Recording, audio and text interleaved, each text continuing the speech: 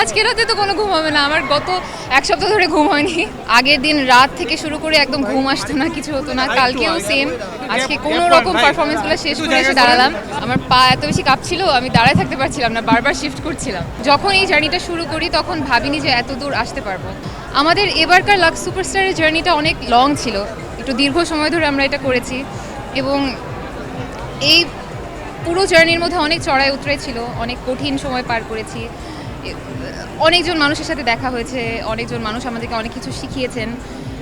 কিন্তু সবচেয়ে বেশি এই মুহূর্তে যেটা মনে হচ্ছে সেটা হচ্ছে যতগুলো মানুষ আমাদের আশেপাশে পরিশ্রম করেছেন, কাজ করেছেন, ইভেন আজকেও তাদের চেহারাগুলো চোখের সামনে ভাসছে যে আজকের পর ওনাদের সাথে হয়তো ওভাবে কাজ করা হবে না, দেখা হবে না।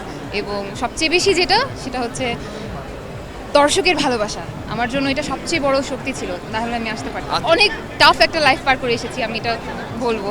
সো কখনোই তো ওরকম কনফিডেন্স ছিল না আমার, আমি টপ 8 হোক 5 হোক যতদূর এসেছি মনে হচ্ছিল যে হয়তো হবে কি হবে না, হবে কি হবে না, শেষমেশ হলো। So I am very very grateful.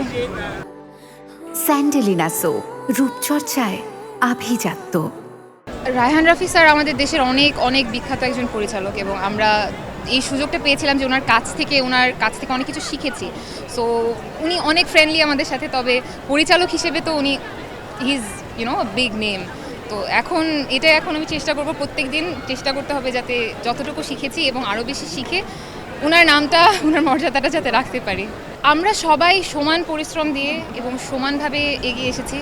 সবারই ওই ডিজার্ভিং পজিশনটা ছিল যে তারা হয়তো হতে পারতো, আমি হয়তো হতে পারতাম। সবারই ট্যালেন্ট, হার্ডওয়ার্ক সেম ছিল, এবং আমার ক্লোজ অনেকে ছিল, যেমন নাজা আমার অনেক ক্লোজ, এবং সে ফার্স্ট রানার আপ, আমি উইনার। আমরা ভাবছিলাম কি হবে না হবে, এরকম ভয়ে ছিলাম, কিন্তু আসলে আল্লাহ যেটা চেয়েছেন সেটাই হয়েছে। কিন্তু I am very grateful. And আমাদের সাথে যে 12 জন আমরা ছিলাম একসাথে, তাদের সবার প্রতি আমি অনেক থ্যাঙ্কফুল। ওদেরকে ছাড়া আমি ক্যাম্প লাইফটা পার করতে পারতাম না।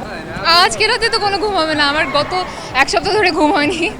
একবারে বাসায় গিয়ে ফিল করবো যে আমি ফাইনালি উইনার হতে পেরেছি, তারপর থ্যাংক ইউ সো মাচ।